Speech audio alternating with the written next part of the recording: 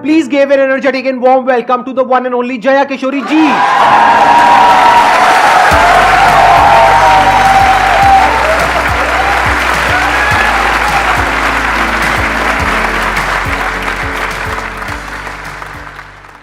इनकी स्माइल में इतनी पॉजिटिविटी है, आई थिंक इनको कुछ बोलने की जरूरत ही नहीं है। अगर ये पूरे सेशन में यहाँ पर सिर्फ बैठ करके स्माइल करती रहे तो आई थिंक ये सेशन बहुत अच्छा हो जाएगा। इनका एक मोटिवेशनल चैनल भी है। इनफैक्ट आपकी कुछ वीडियोस देख करके मैं खुद मोटिवेट हुआ हूँ, and I am not kidding.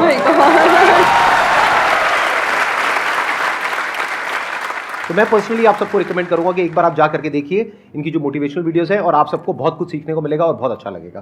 Thank you so much. और आपसे इंस्पायर होकर शायद हमने चैनल खोला है। तो मुझे तो लग रहा है मुझे मिल गया उसका अवार्ड कि आप उसको देखते हैं और सुनते हैं। थैंक यू सो मच, बहुत बड़ी बात है ये। यूट्यूब पे या इंटरनेट पे देखना एक अलग होता है, और जब आप फिजिकली वो चीज़ को फील कर सकते हैं, एक्चुअली एक ऑरा होता है, एक वाइब होता है, वो आपको फेस टू फेस ही मिल सकता है। तो आप सब बहुत लकी है, आज मैं भी लकी हूँ कि मुझे वो ऑरा, वो वाइब महसूस करने को मिल रहा है जो हम यूट्यूब पे ऑल टाइम देखते रहते हैं। और आज तो आप डबल लकी हैं क्योंकि मेरे साथ साथ आपको इनको भी सुनने का मौका मिल रहा है।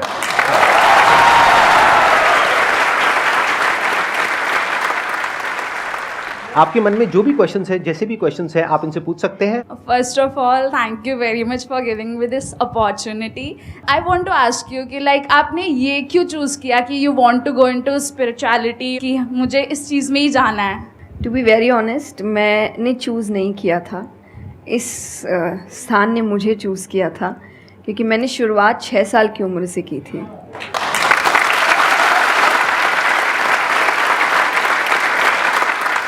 उसमें आपको पता ही नहीं होता है कि करियर क्या होता है, काम क्या होता है।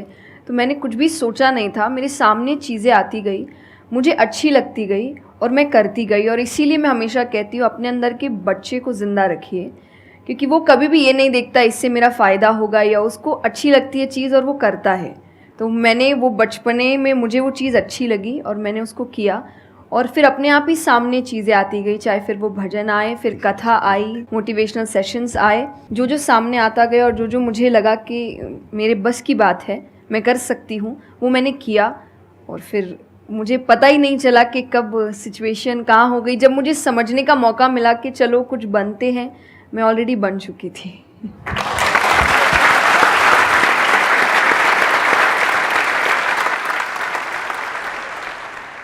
मेरा क्वेश्चन कंसंट्रेशन पावर को लेके है, या दूसरी तरह से बोल सकते हैं अवेयरनेस को लेके। जैसे किसी भी काम पे जो ध्यान लगाने की कैपेबिलिटी होती है वो डिफ़र करती है पर्सन टू पर्सन। मुझे पूछना था क्या कोई इसका बायोलॉजिकल बेसिस भी है, या सिर्फ प्रैक्टिस पे डिपेंड करता है कि किसी की प्रैक्टिस थोड़ी कम है और किसी की ज़्यादा? कई ऐसे एक्सरसाइजेज है जो आपको हेल्प करती है कंसंट्रेशन के लिए। तो जो मैं एक्सरसाइज फॉलो करती हूँ वो लिसनिंग प्रैक्टिस है, कि मैं सोने से पहले या सुबह उठ के कुछ देर 5 मिनट्स 10 मिनट्स मैं बिल्कुल शांत माहौल में और मैं साउंड सुनने की कोशिश करती हूँ। और ऐसा माना जाता है कि जिस दिन आपको 5 से ज़्यादा साउंड सुनने लग जाए, और 5 का मतलब हुआ कि ऐसा नहीं कि आपके घर में टीवी और मिक्सी और सब चल रहा है तो आप कहे कि अरे भाई 5 साउंड सुनाई दे दिए, नहीं। जब शांति हो तो वो एक बहुत अच्छी प्रैक्टिस है जो आपके दिमाग को हेल्प करती है किसी एक चीज़ पर ध्यान लगाने के लिए। तो आप ऐसे कंसंट्रेशन पावर के एक्सरसाइजेज होती कर सकते हैं, और जो मैं करती हूँ मैंने आपको बताया, मैं रोज़ करती हूँ। अभी तक मैं 3 से आगे बढ़ी नहीं हूँ, लेकिन आई होप जल्दी 5 आवाज़ों से ज़्यादा सुनाई देने लग जाए।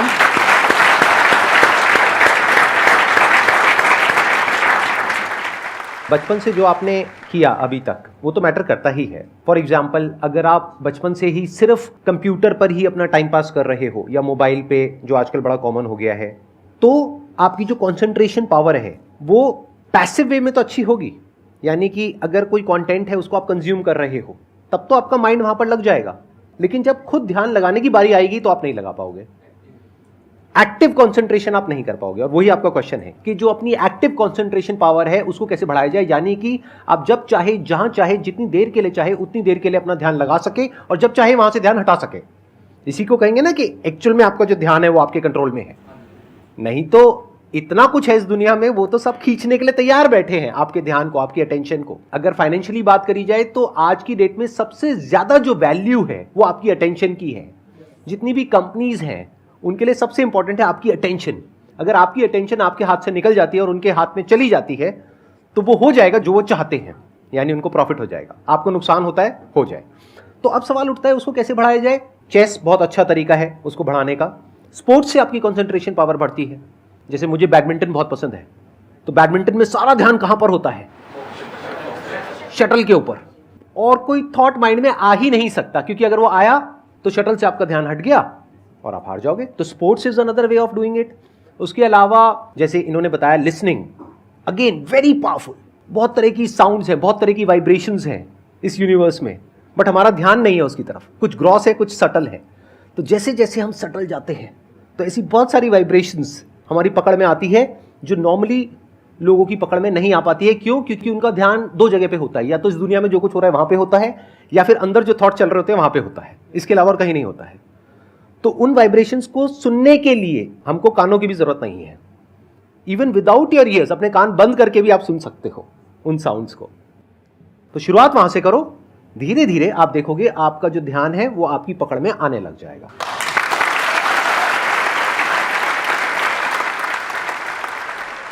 मेरा क्वेश्चन आपसे मतलब दोनों से ही है, वो ये कि हम लोग मतलब आज की सोशल मीडिया वाला ज़माना है तो हम लोग बहुत डिस्ट्रैक्टेड रहते हैं, और जब भी स्पिरिचुअलिटी की बात होती है फैमिली में, फ्रेंड्स में, तो सभी ये कहते हैं कि स्पिरिचुअल अभी होने की ज़रूरत नहीं है, करियर पे ध्यान दो, अभी कौन सा टाइम है, बाद में देख लेना। और हम लोगों के घरों में भी हम देखते हैं। तो मैम ये चीज़ कैसे, मतलब उनको कैसे समझाई जाए कि ये चीज़ कितनी इम्पॉर्टेंट है और उसकी इम्पोर्टेंस क्या है? मेरे हिसाब से, और आई थिंक मेरे क्या पूरी दुनिया के हिसाब से, जो भी स्पिरिचुअलिटी को ठीक से समझता है ये यंग एज प्रोसेस ही है। जैसे अगर आप रिलीजियस वे में भी सुने तो भगवान को हम कुछ भी चढ़ाते हैं वो फ्रेश होता है। प्रसाद है, फूल है, कुछ भी एक दिन दो दिन पहले नहीं होता। तो हम खुद इतने पुराने होके क्यों फिर अपने आप को चढ़ाते हैं? जब आप रिजिड हो चुके हैं, जब आपको आगे कुछ काम खास करना नहीं है, आप रिटायर हो चुके हैं, तब आप उस स्पिरिचुअलिटी का करेंगे क्या? आपकी लाइफ में कोई चैलेंजेस होंगे ही नहीं जब सामना करने के लिए। तो स्पिरिचुअलिटी मतलब सिर्फ पूजा पाठ नहीं होता। मंत्र, जैसा मैंने लिसनिंग एक्सरसाइज बताई, वैसे ही मंत्र चैंटिंग भी एक बहुत बड़ी एक्सरसाइज है कि आप मंत्रों का उच्चारण करते हैं मेडिटेशन में, क्योंकि जो पावर, जो वाइब्रेशंस वो साउंड रखते हैं वो आई थिंक दुनिया में और कहीं नहीं है। तो वो आपके करियर के लिए, कंसंट्रेशन पावर के लिए, कॉन्फिडेंस के लिए, मेमोरी पावर के लिए, सबके लिए बहुत अच्छा है। तो आपको यही समझाना है कि आप स्पिरिचुअलिटी का मतलब, एक तो पहले ये पर्सपेक्टिव हटा दें कि हम सब त्याग देंगे, हम सब छोड़ देंगे। ऐसा कुछ भी नहीं होता। गीता जी में स्पिरिचुअलिटी का ज्ञान उसको दिया गया है जिसको आगे जाके राजा बनना है। अर्जुन को, उसके पास क्या लग्जरी नहीं है, राज्य नहीं है, पैसा नहीं है, क्या नहीं है। तो अध्यात्म का मतलब कभी भी नहीं होता सब कुछ छोड़ देना, सबके बीच रहना है, पर इस तरीके से रहना है कि वो आप पर हावी ना हो हर चीज़। यही आध्यात्म है, यही स्पिरिचुअलिटी है कि बाहर की चीज़ें यहाँ ट्रबल ना कर सके, बस इतना ही करना है।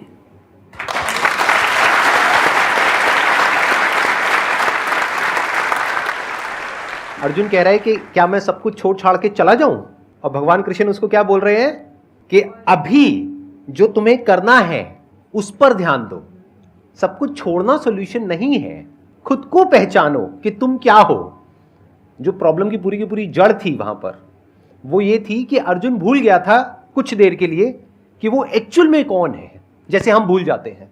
तो भगवान उसको याद दिलाने का काम कर रहे हैं कि तुम एक योद्धा हो, तुम्हारा काम है लड़ना धर्म के लिए। तो भगवान उसको वो ज्ञान दे रहे हैं। ऐसे ही अगर आप एक स्टूडेंट हो तो आपका काम क्या है? पढ़ाई करना। अब आपको देखना है कि उसमें ये जो बातें हैं, इनकी बातें, मेरी बातें, या कहीं भी हमारे जो स्क्रिप्चर्स में बातें हैं, वो किस तरह से आपको काम आ सकती है वो करने में, जो अभी आपकी लाइफ की इस स्टेज में, इस पॉइंट पर आपके लिए करना सबसे इंपॉर्टेंट है। तो स्पिरिचुअलिटी दो तरीके की हो गई। एक वो जो आपको भटका रही है, यानी कि वो लोग जो खुद अच्छे से नहीं समझ पाए स्क्रिप्चर्स को, वो आपको क्या कहेंगे कि सब कुछ छोड़ दो। और दूसरे वो जो एक्चुअल में समझ गए हैं कि क्या बात करी जा रही है, तो वो आपको क्या कहेंगे कि जो भी कर रहे हो उसको करो, अच्छे से करो, पूरे ध्यान से करो, पूरी ईमानदारी से करो, उसमें कोई कमी मत छोड़ो, क्योंकि यही आपको हेल्प करेगी लाइफ में आगे कुछ भी करने के लिए। अगर आज आप अपने काम को ढंग से नहीं कर पा रहे, तो कल अगर स्पिरिचुअलिटी में आपको कोई इंक्वायरी करनी है, स्क्रिप्चर्स को समझना है, क्या वो आप ईमानदारी से कर पाओगे? आप अगर अपना काम ठीक से कर रहे हैं, आपके इंटेंशंस अच्छे हैं, आप ऑनेस्ट हैं, आप पेशेंस रख रहे हैं, आप स्पिरिचुअल हैं। तो इसीलिए आपको बस अपना काम, जो उन्होंने सही कहा, एकदम ठीक से ईमानदारी से करना है। क्योंकि अगर यहाँ ईमानदार नहीं, क्योंकि जो आपका काम है, तो फिर कहीं और तो ईमानदारी की फिर बात ही क्या कर सकते हैं हम। मैम मेरा आप दोनों से ही है मेरा क्वेश्चन कि रियल फ्रेंडशिप का एसेंस आज खोते जा रहा है। हम सैटरडे संडे को पार्टी तो कर रहे हैं फ्रेंड्स के साथ, लेकिन जब रियल फ्रेंडशिप का टेस्ट होता है तो most of the friends fail हो जाते हैं, और हम भी फेल हो जाते हैं उसमें अपने दोस्तों को। हम ये तो भूल जाते हैं कि वो हमारे दोस्त नहीं है अच्छे, तो हम भी तो नहीं हैं। तो ये चीज़ हम रियल फ्रेंडशिप को आज कैसे वापस उसके एसेंस को रीजनरेट करें और खुद भी दूसरों के अच्छे दोस्त बने? दोस्ती बहुत बहुत ज़रूरी होती है, और इस पे भी मेरा एक छोटा सा वीडियो है कि आप फ्रेंड्स को आइडेंटिफाई कैसे करें, या वही जो क्वालिटीज़ है वो खुद में भी कैसे लाएं। तो सबसे पहली क्वालिटी यही है कि हम जो सिर्फ सैटरडे संडे जिन दोस्तों से पार्टी करने के लिए मिल रहे हैं, वो आपके दोस्त नहीं होते हैं। वो आप बस एंटरटेनमेंट के लिए, आपको मस्ती करना है, मज़ा करना है, तो आप मिल रहे हो। लेकिन एक्चुअल जो आपके दोस्त होते हैं ना, वो आपको भी सिखाते हैं, आप उनको भी सिखाते हैं, वो आपके साथ ग्रो करते हैं। और जैसा आपने कहा एसेंस, जैसे मैं मेरे पेरेंट्स के जो दोस्त हैं, सालों से इक्के दुक्के हैं, लेकिन अभी तक हैं। और अभी भी हम कई बार ऐसा लगता है कि आप ऐसे कैसे बात कर रहे हो उनसे, तो वो कहते हैं हमारे दोस्तों को अपने दोस्तों जैसा मत समझना कि हम एक दो बोल देंगे या एक दो चीज़ें हो जाएंगी और हमारी दोस्ती टूट जाएगी। हमारी दोस्ती इस चीज़ पर नहीं बनी है। वो अगर महीनों भी एक दूसरे से नहीं मिल रहे हैं, या एक साल तक भी उन्होंने बात नहीं की है, वो एक साल बाद भी फ़ोन करते तो वो वैसे ही होते जैसे वो एक साल पहले थे, जहाँ उनकी बात छूटी थी, बिल्कुल वैसे। तो सबसे पहली चीज़ कि यही कि ज़रूरी नहीं है आपको अपने दोस्तों से हर एक इंटरवल में मिलना है, तभी आपकी दोस्ती कायम रह सकती है। क्योंकि अब लोग आगे बढ़ रहे हैं, बिज़ी हो रहे हैं, काम कर रहे हैं, दूसरे शहरों में पढ़ने जा रहे हैं। अगर आपकी दोस्ती सिर्फ मिलने मिलाने से और मस्ती करने से, तो वो दोस्ती नहीं है। तो ये सबसे पहली चीज़ है कि जो आपको आपके सिचुएशन को समझे, वाइस वर्सा आप उसके सिचुएशन को समझिए कि दोस्ती है पर ज़िंदगी भी है, काम भी है, मेहनत भी है, परिवार भी है। सबसे बड़ी तपस्या, सबसे बड़ा तप मैं कहती हूँ गृहस्थ जीवन ही है। Thank you for the compliment. उसमें आपको इतना कुछ करना पड़ता है, वो एक सिचुएशन को समझना ज़रूरी है। दूसरा, आजकल जो एक ट्रेंड बन चुका है कि फ्रेंड्स सपोर्टिव होने चाहिए, तो सपोर्टिव का मतलब ये नहीं कि तुम गलत भी करो, तो जो कर्ण और दुर्योधन की दोस्ती थी कि नहीं भाई पाप भी कर, मार, गलत कर, मैं तो साथ खड़ा हूँ, ये दोस्त नहीं होते। ये बहुत बड़ा पॉइंट बोला है इन्होंने, अभी इसके बारे में मैं बात करूँगा। ये दोस्त नहीं होते हैं। दोस्त आपको आपके पास खड़े रहेंगे सपोर्ट में, लेकिन ये हर वक्त बताएंगे कि तुम गलत हो, तुम गलत कर रहे हो, इसकी सज़ा मिलेगी। तो ये सच्चे दोस्त होते हैं। तो आप या तो कहते हैं ना कि कृष्ण जैसे दोस्त बनो, खुद ही बनो। बात यहीं आती है, कृष्ण जैसे ढूंढने से पहले कृष्ण जैसे दोस्त बनो, कि जो हर वक्त बताने। कृष्ण कभी अलग नहीं हुए अर्जुन से।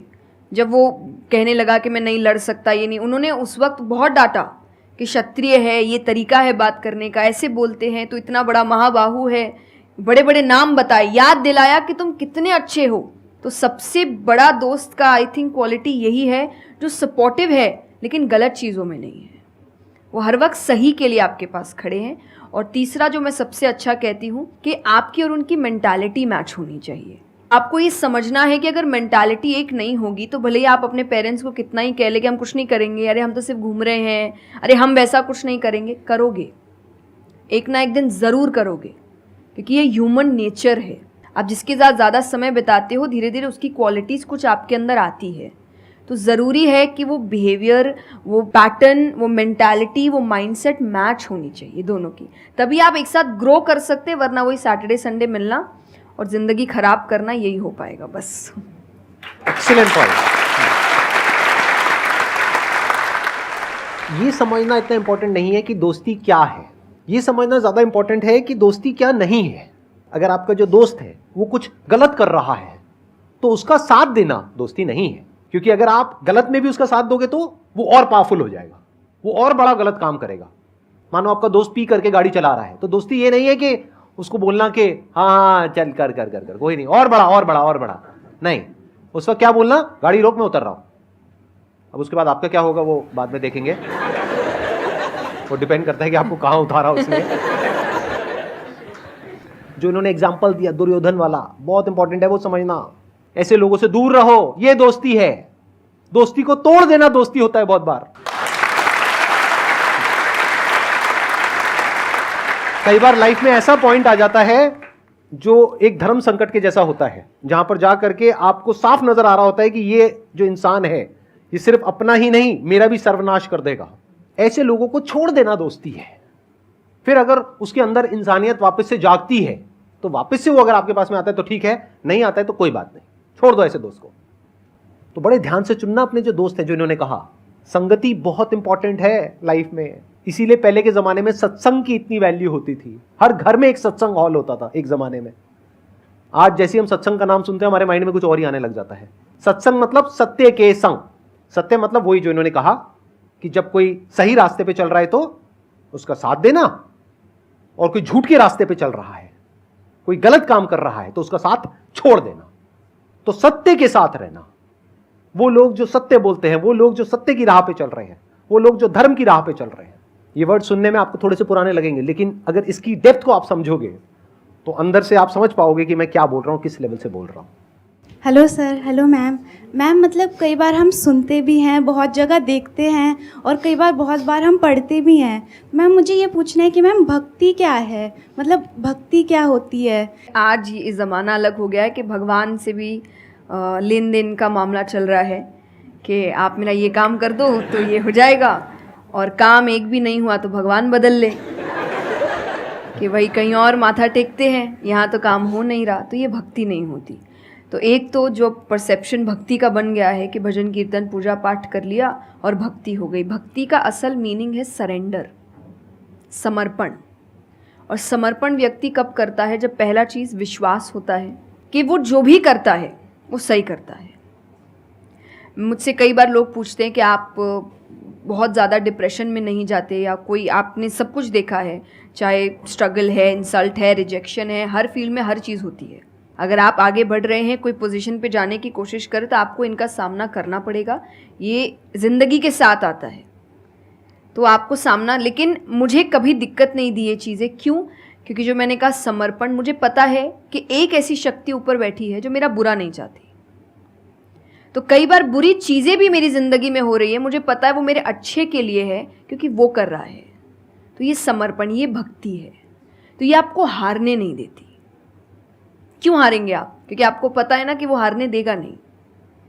तो आप अपने आप गिरे, आप फिर उठेंगे कि नहीं भाई अभी गिरना शायद ज़रूरी होगा, उसका इशारा है, इसीलिए चलो फिर उठते हैं, फिर आगे बढ़ते हैं। तो अर्जुन ने भी जब समर्पण की बात गीता जी में आती है तो कई लोग कहते हैं कि धर्म का मतलब होता है अंधविश्वास। नहीं, क्योंकि अगर अंधविश्वास होता, अंधविश्वास में क्वेश्चन करना अलाउड नहीं होता आपको।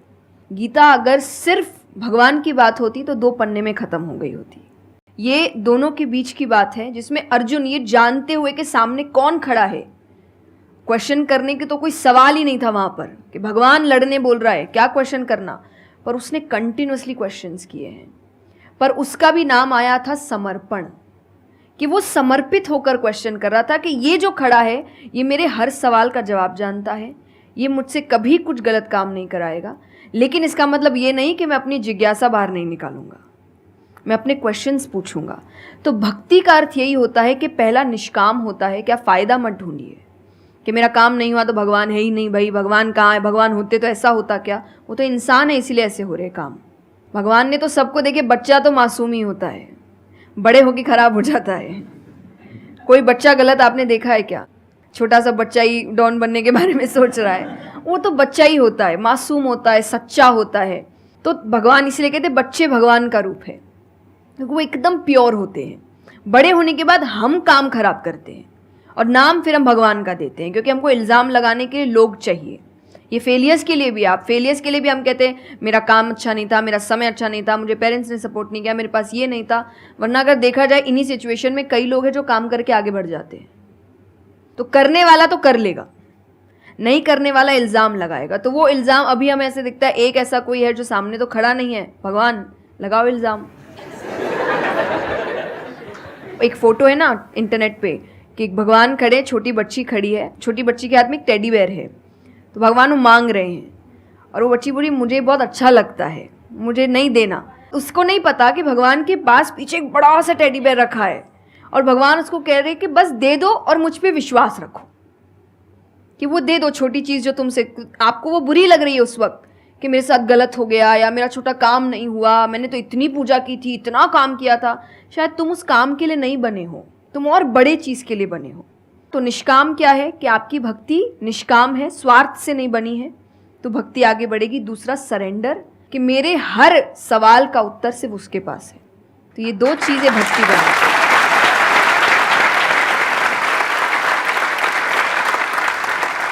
मेरा मन कर रहा है कि मैं बैठ करके बस आराम से आपको सुनता रहूं, मेरे को इतना अच्छा लग रहा है। आप प्लीज़ थोड़ा सा और बोलिए इसके बारे में, भक्ति के बारे में। मुझे सही में बहुत, कितने लोग चाहते हैं कि थोड़ा और बोले? हाँ, क्योंकि इनसे अच्छा कोई नहीं हो सकता इसके बारे में बोलने के लिए। मेरे को पता है आपके पास में और बहुत कुछ है बोलने के लिए, थोड़ा सा प्लीज़ और बोलिए। ये दो चीज़ें जो भक्ति में, तीसरा हम जब करते हैं सत्संग, जो उन्होंने कहा सत्संग का एक सत्य के संग, तो सत्य कौन है? जब हम शास्त्रों में देखते हैं सबसे पहला श्लोक जो श्रीमद् भागवत में आता है वो भगवान का स्वरूप बता रहा है, उसमें है सच्चिदानंद रूपाय। सच्चिदानंद का मतलब होता है तीन चीज़ें मिलकर बनती है, वो है सत, चित और आनंद। जो ये तीन चीज़ों को जीवन में समझ लेगा सही से, उसने भगवान को समझ लिया, क्योंकि भगवान का रूप ही सच्चिदानंद है। तो सबसे पहला है सच, जो कहा गया सच की राह पर चलो। जो हम ये एक्चुअली आपने एग्जैक्ट वर्ड उस वक्त बोले, मैं अपनी कथा में भी कहती हूँ कि आजकल हम इतनी छोटी छोटी बातों पे झूठ बोलते हैं कि हम किसी से मिलने जा रहे हैं और हम घर से भी नहीं निकले, अरे 5 मिनट, अरे सिग्नल पे खड़ा हूँ, अरे बस पहुँच गया, अरे क्या हो गया, वो 2 बातें तो सुनाएगा ना सिर्फ कि तुम समय लेकर नहीं आए, पर हम इतनी इतनी सी बातों में झूठ बोल रहे हैं। ये हमें लगता है कि कोई बड़ी बात नहीं, पर ये बहुत बड़ी बात है कि आप इतना भी सच का सामना नहीं कर सकते, और फिर हमें लगता है कि हम लाइफ की जो प्रॉब्लम्स है उसका सामना कर लेंगे, खुद के सच का तो सामना कर नहीं पा रहे हैं। जिंदगी का सच सामने आएगा तब तो बैंड ही बज जाएगी पूरी, क्योंकि वो कठिन है। जिंदगी आसान नहीं है, किसी के लिए नहीं, भगवान के लिए भी नहीं हुई। आप राम जी को उठाइए, कृष्ण जी को उठाइए, जब तक यहाँ रहे कोई सुखी नहीं रहा।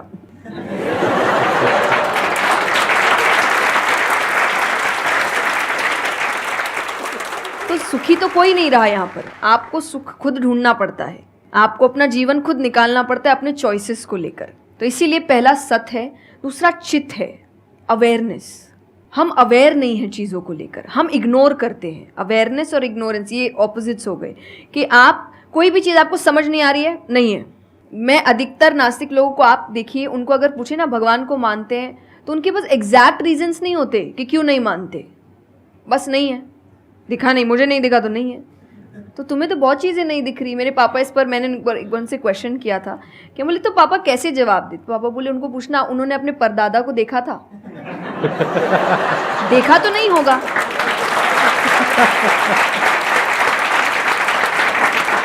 सुना है, दादा से सुना है, पापा से सुना है कि थे, मैंने तो नहीं देखा, तो मैं बोल दूं वो थे ही नहीं।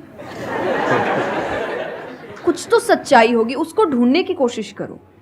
मैं धर्म के लिए हमेशा कहती हूँ कि आपको ढूंढना पड़ेगा। भगवान, मेरे पापा ने मुझे एक बात कही थी, भगवान मानने की चीज़ है, जानने की नहीं। जानना क्या होता है? पहले इस्तेमाल करें फिर विश्वास करें।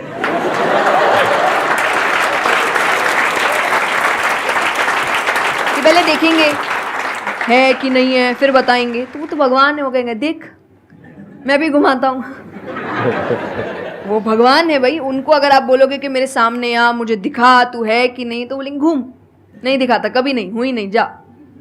तो भगवान मानने की चीज़ है, मानो वो अपने आप जना देंगे वो कहाँ है। तो भगवान के लिए माना गया कि पहले आपको मानना पड़ता है, दैट इज सरेंडर, कि मैं मानता हूँ, मैं इसीलिए पढ़ रहा हूँ। अधिकतर लोग अभी पढ़ क्यों रहे हैं, जान क्यों रहे हैं? गलत साबित करने के लिए। और दुनिया के लिए भी, आप किसी भी चीज़ को जानने की कोशिश करो तो सिर्फ एक खाली दिमाग से जानने की कोशिश करो, अपने दिमाग से नहीं कि मुझे गलत साबित करना इसीलिए पढ़ता हूँ चलो। तो फिर आपका दिमाग सीधा उस गलत बात पे ही जाएगा कि देखो मैंने तो बोला ही था गलत है, और उसके आसपास कितनी अच्छी बातें लिखी होगी आप देखेंगे नहीं। पर आपको जो बस साबित करना है, आप उस लोग सुनते भी आजकल इसीलिए हैं। मैं कथा में एक बात कहती कि बस आजकल कथा ही बची है सुनने वाली चीज़, वरना आप कहीं भी 2 लोगों को देखिए वो बोलेगा मैं बोलता हूँ, नहीं मैं बोलता हूँ, नहीं मैं बोलता हूँ। दुख देखिए किसी के, प्रॉब्लम्स को एक बोलता है अरे मेरी ज़िंदगी अच्छी नहीं चल रही, अरे मेरी उससे भी खराब है। आप किसी से मदद भी कहाँ मांगेंगे कि वो एक दुख सुनाओ वो 4 सुनाता है, तो क्या ही मदद मांगे कि तो मेरे से दुखी है, तू मेरे से और 500 रुपये रख भाई। ये तो तो लोग हर वक्त कोई सुनना नहीं चाह रहा, और सुन भी रहे हैं तो इसीलिए कि ताकि बस मैं बोल सकूं, कि ये ख़त्म करे बस, जल्दी से ये चुप हो ताकि मैं बोलूं। तो ये बंद करिए। भगवान ने अर्जुन की पहले पूरी बात सुनी थी, एक बार भी बीच में इंटरप्ट नहीं किया, उसकी पूरी बात सुनी। क्यों? तभी वो आंसर ठीक से कर पाएंगे।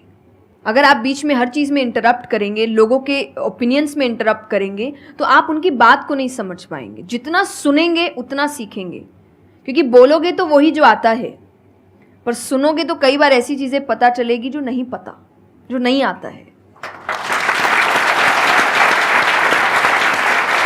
तो सत्संग यही है। आप लोग एक काम करो, अपना मोबाइल ऑन करो और अपने घर पे फोन कर दो कि शाम तक हम यहीं बैठे हैं।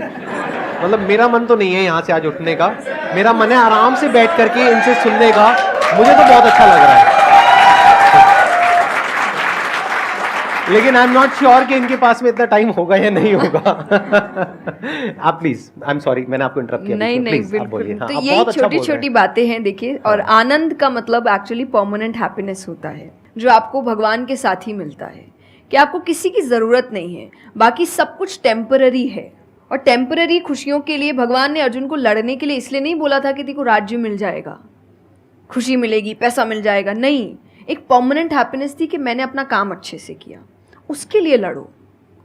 तो जो भी काम कर रहे हो परमानेंट क्या है उसमें वो देखो, और ये आपकी सक्सेस पे भी काम आता है। भगवान, जैसे अब हम कहते हैं ना कि दुनिया में कुछ सच नहीं है, संसार सच नहीं, इसका मतलब क्या? छोड़ने के लिए नहीं। क्या आप पहली चीज़, जब दुख आ रहा है तो डिप्रेशन में मत जाओ, क्योंकि आप जानते हो ये भी परमानेंट नहीं है, टेम्पररी है, कल फिर ठीक हो जाएगा। खुशी आ रही है तो घमंड मत करो, ये भी निकल जाएगा, ये पोजीशन भी ज़्यादा समय तक रहेगी नहीं। तो उसको रखने के लिए काम करते रहो। तो भगवान हर चीज़ में कहते बैलेंस्ड रहो, और परमानेंट वो है उसके पीछे भागो। तो आप अपने आप ही जो दिखावे की दुनिया है, करते हम सब है और सब कुछ करना चाहिए लाइफ में, सब एंजॉय करिए, पर अगर उसको जानते हुए करोगे कि परमानेंट नहीं है, तो जैसा मैंने कहा वो यहाँ जाएगा नहीं। जैसे एक पक्षी है, आप पेड़ पे उसको बैठा दो और फिर जिस ब्रांच में वो बैठी उसको काटने लगो, और जब तक ब्रांच नहीं गिरेगा वो नहीं हटेगी, क्योंकि उसको ब्रांच पे भरोसा है ही नहीं। उसको पता ये रहेगा ना, उसको अपने पंखों पे है कि वो जैसे ही गिरेगा मैं उड़ जाऊंगी।